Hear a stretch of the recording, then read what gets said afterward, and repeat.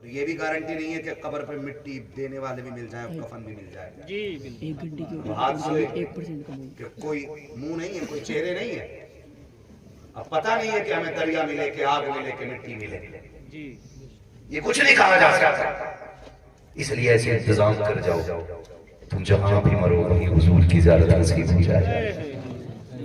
مٹی ملے نہ ملے، کفن ملے نہ ملے، قبر پہ اذان ہو نہ ہو، کام ایسے کر جاؤ حضور کی مسکراہٹ نصیب ہو جائے، حضور کی مسکراہٹ نصیب ہو جائے.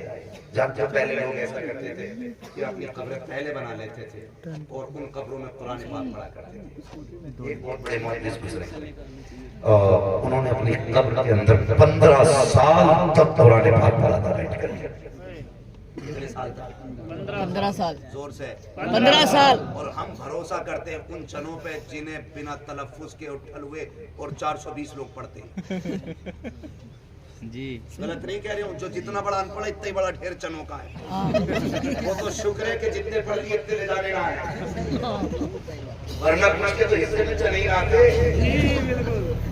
اکیلے لے جاتا. معاف کیجئے گا، یہ حقیقت ہے، کڑوی سچائی ہے. چنے ایسے برابر ہوا رہا اور کہہ رہے آلو کتنے پیکٹ ہو گئے؟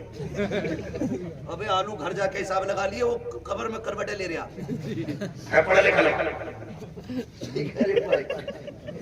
یہ کڑوی سچائی ہے. 22 کلو چنے پھر اب تو 50 سال لگے ہیں، 60 بھی پہنچ گئے. اگر یہی کنڈیشن رہی تو مرنے والوں کی زمینیں بکیں گی اور چنے خریدیں گے. یہ سوچنے والی بات ہے. ہم سارا بھروسہ چلو پہ کرے بیٹھے، جمال نے کلوہ کی جتنی زمین تول لیا، 5 منٹ ہے نا 3 بار چنے کروا دیا، ایک کونا بیچ کے اس میں گئی.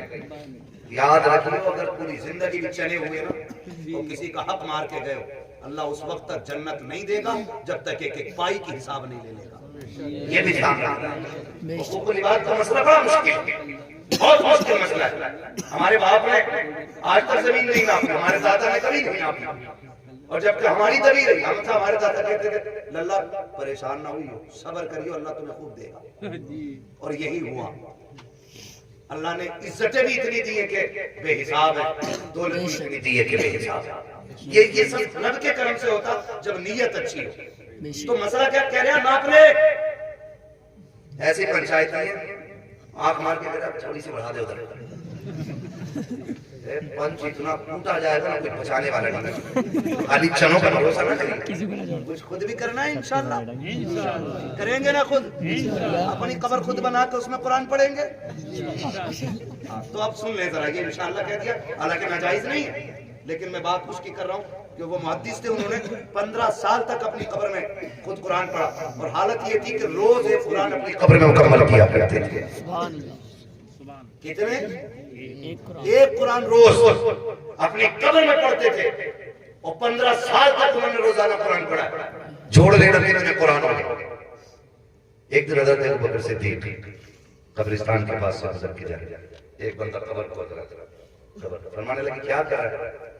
اس نے کہا میں اپنی قبر بنا رہا ہوں. کہا کہ مجھے اس کی تیاری کرنی ہے، مجھے اس میں قرآن پڑھنا ہے، مجھے اس میں بیٹھ کے تسبیح پڑھنی ہے تاکہ میری قبر میرے لیے تیار ہو جائے. آپ نے فرمایا بس کر یار، تو قبر کو اپنے لیے تیار نہ کر بلکہ خود کو اپنے آپ کو قبر کے لیے تیار کر. اپنے آپ کو قبر کے لیے تیار کر. فرمانے لگے جب تو اچھا ہوگا تو جہاں دفن ہو جائے گا وہی جگہ جنت بنا دی جائے گی. تو خود کو اچھا کرنا ہے، خود کو اچھا کرنا ہے، خود کو اچھا کرنا ہے. ہمیں کوشش کرنی ہے کہ ہمیں کسی کی آنکھ کے آنسو کا سبب نہیں بننا ہے. 8 بیٹیاں باپ کو اتنی بوجھ نہیں ہوتی جتنی ایک بیٹی کے ہاتھ میں طلاق کا کاغذ باپ پہ بوجھ ہوتا ہے. اور ہمارے معاشرے میں یہ طلاق کی شرح اتنی عام ہوتی جا رہی ہے کہ بات بات پہ طلاق، لے طلاق، لے طلاق، لے طلاق، لے طلاق. وہ اتنی ڈر رہی ہے کہ نام نہ لوں گی ورنہ مجھے طلاق ہو جائے. وہ اپنے آدمی کا نام نہیں لے رہی ہے گھر سے. کسی نے بتا دیا تھا یہ 4 عورتوں کے بدلے بڑے الگ رہتے ہیں، آتے ہیں کہ ہائی بہن میرا نام مت لیے ورنہ نکاح ٹوٹ جائے گا. تو یہ جو باتیں ہوتی ہیں وہ اتنی ڈر رہی ہے، لیکن ہم نہ کریں ایسا. عورت کرنے بھی ہے تو برداشت کریں، برداشت کریں، اور کوشش یہ کریں کہ ہم ایسی زندگی گزاریں جس سے اللہ بھی راضی ہو اور رسول اللہ بھی راضی ہو. کریں گے انشاءاللہ. نکاح آسان کریں گے، ڈیمانڈ تو نہیں کریں گے، مانگنے والے فقیر کو بیٹی تو نہیں دیں گے، اس میں بڑے کم بولے، بیکاری کو بیٹی تو نہیں دو گے، اصلی نسلی لوگوں کو بیٹے دیا کرو، کیونکہ پھر ان سے نسلیں بھی اچھی چلا کرتی ہیں. بیکاریوں کے گھر میں شہنشاہ نہیں ہوں گے، وہ پھر ہاتھ ملاتے رہیں گے زندگی میں. ٹھیک ہے نا؟ اللہ توفیق دے تو. میں مجھے یاد آ گیا، حالانکہ کہنا نہیں چاہیے مگر پھر بھی کہہ دوں، ہمارے گھر ترک کا رشتہ ہے، بڑا ناک والا ترک تھا. اس کی ڈیمانڈ کا پتہ چلا، والد صاحب نے کہا بھائی ہمیں ترکوں میں رشتہ کرنا ہے. انہوں نے کہا ہم تو ترک ہیں. کہنے لگے ترک ہوتے تو بھیک کیوں مانگتے؟ یہ کہہ کے دروازے سے واپس کیا. تو ایک اصول اپنا بنائیے، ایک معیار بنائیے. آپ معیاری ہوں گے نا تو پھر آپ کی کمی نہیں ہے، کمی نہیں ہے. خود کو مضبوط کریں، خود کو مضبوط کریں. بندہ اگر کوشش کر لینا حلال کھانا ہے تو اللہ ایک دانہ اس کے منہ تک حرام نہیں جانے دیتا. اور اگر کوشش ہی کر لے چوری کر کے کھانا ہے تو پھر مرتا رہے. مسئلہ نہیں ہے. فرمایا گیا لقد کان لکم فی رسول اللہ اسوۃ حسنہ. میرے محبوب کی زندگی آپ کے لیے بہترین نمونہ ہے. حضور کی کردار کو اپنائیں، نکاح آسان کریں. اللہ جن پہ بیٹیاں نہ ہو حضور کے صدقے میں انہیں بیٹی عطا فرما دے.